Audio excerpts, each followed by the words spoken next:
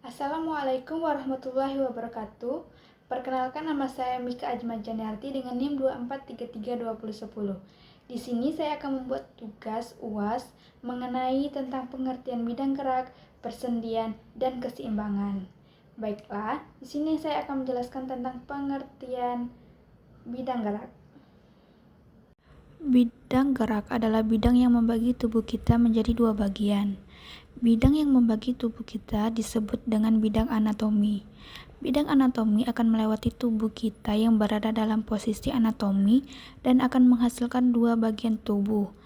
Bidang gerak terbagi menjadi tiga macam, yaitu bidang sagital.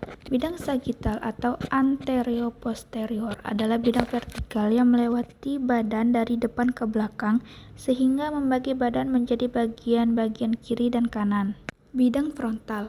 Bidang frontal atau lateral adalah bidang vertikal yang melewati badan sehingga membagi bagian anterior depan dan posterior belakang. Bidang transversal.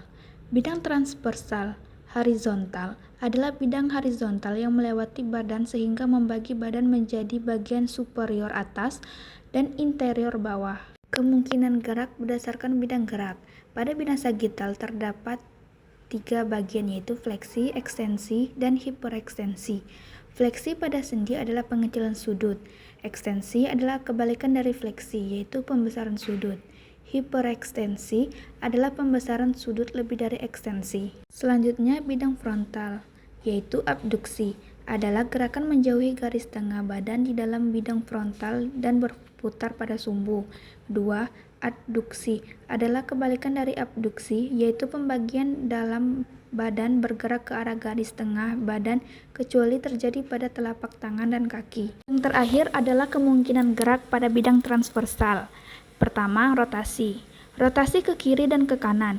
Pada putaran kepala dan togok, rotasi medial ke dalam bila arah putar ke arah garis tengah badan.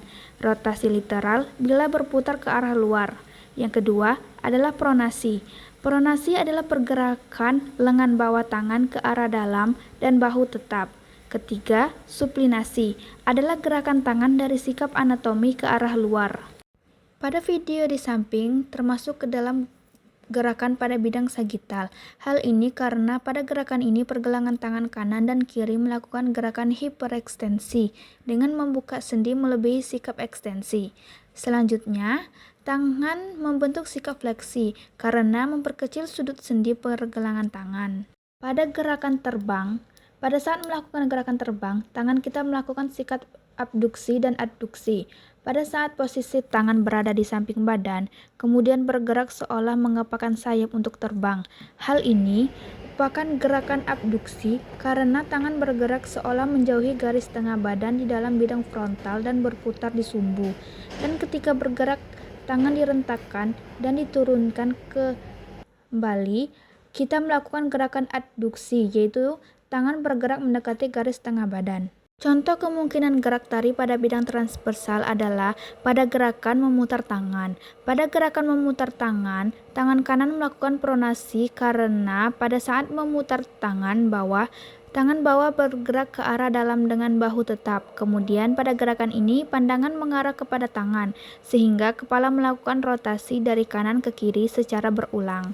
Sendi adalah pertemuan antar tulang atau disebut dengan pertemuan antar tulang satu dengan lainnya antara penghubung tulang-tulang.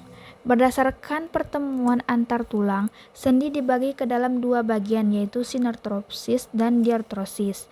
Sinartrosis adalah hubungan antar tulang yang tidak memungkinkan terjadinya gerakan karena kedua ujung tulang dihubungkan oleh jaringan pengikat, yaitu pada tulang selangkang dan tenggorokan.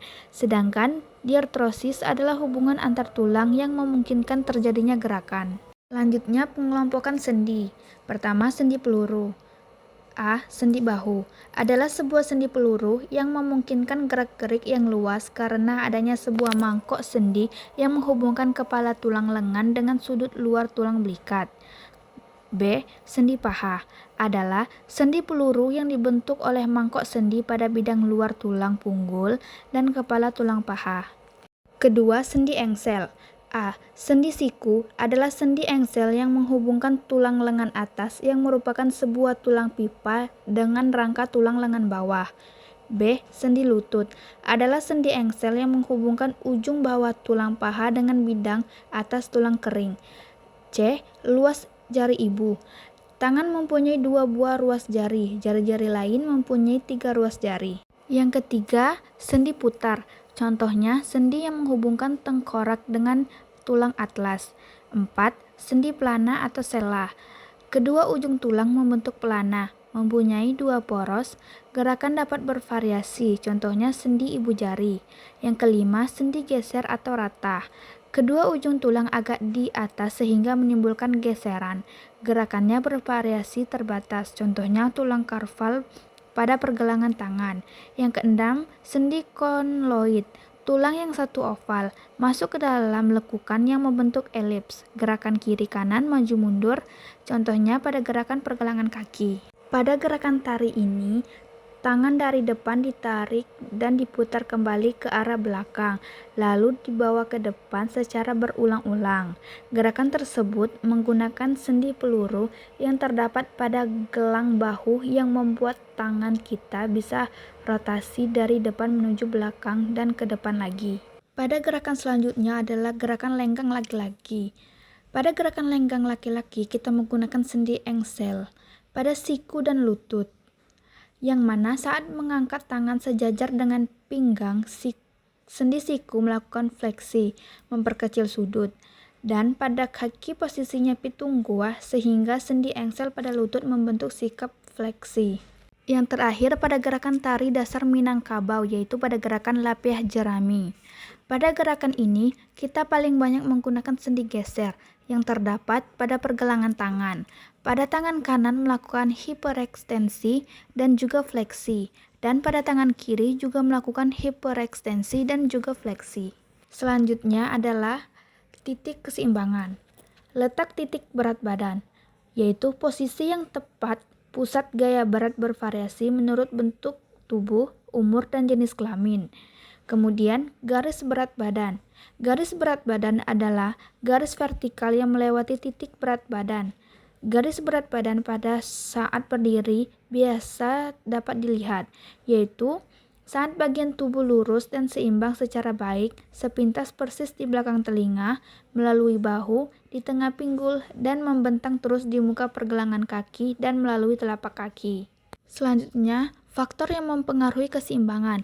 Pertama, tingginya letak titik berat badan. Semakin tinggi letak titik berat badannya, maka semakin tidak stabil keseimbangan dan akan menjadi semakin sulit untuk menjaga keseimbangan. Misalnya, kedua lengan diangkat ke atas, maka posisi titik berat badan akan bergeser ke atas. Begitupun sebaliknya, saat titik berat badan berada di lebih rendah, maka tubuh akan lebih stabil dan seimbang.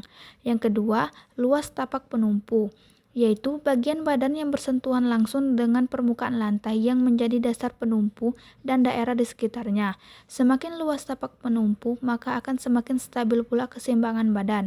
Sebaliknya, semakin kecil atau sempit luas tapak penumpu, maka akan semakin tidak stabil keseimbangan badan kita. Yang ketiga adalah letak garis berat. Sebuah objek hanya akan tetap berada dalam keseimbangan apabila selama garis berat badan jatuh di dalam dasar penumpu. Bila gaya yang dilawan hanya gaya gravitasi, maka semakin jauh garis berat pada pusat dasar penumpu, makin stabil keseimbangan. Semakin dekat garis berat ke tepi dasar penumpu, maka semakin tidak stabil keseimbangan. Apabila garis berat badan keluar dari garis penumpu, maka keseimbangan akan hilang dan harus membuat dasar penumpu yang baru. 4. Berat sebuah objek. A. Semakin berat sebuah benda, semakin tidak stabil keseimbangannya.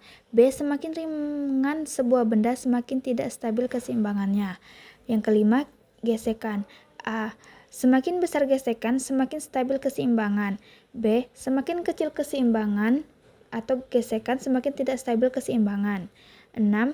Posisi segmen-segmen. Apabila posisi segmen-segmen dari suatu benda tersusun suatu di atas yang lainnya dan garis berat melalui titik tengah dari segmen tersebut, maka keseimbangan akan lebih stabil.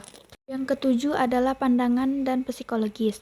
Pandangan dapat mempengaruhi keasaan psikologis seseorang dan hal itu dapat mempengaruhi keseimbangan.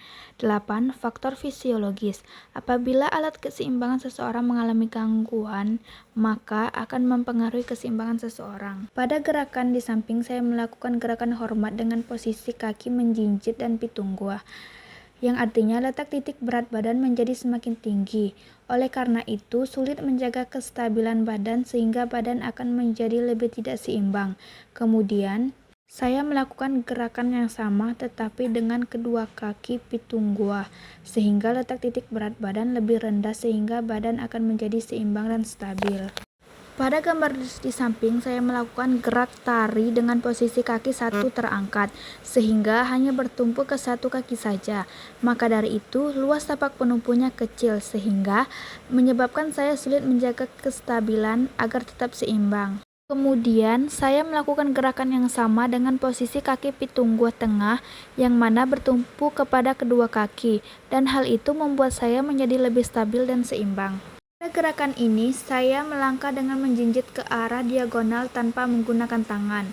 Hal ini membuat saya menjadi sulit menstabilkan keseimbangan badan saya.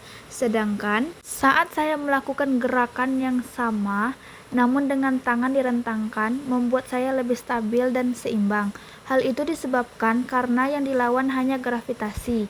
Maka semakin dekat tangan sebagai garis berat pada pusat dasar penumpu yang merupakan kaki, maka semakin stabil keseimbangannya. Demikianlah UAS yang saya buat. Saya akhiri, wabillahi taufiq wal hidayah. Wassalamualaikum warahmatullahi wabarakatuh.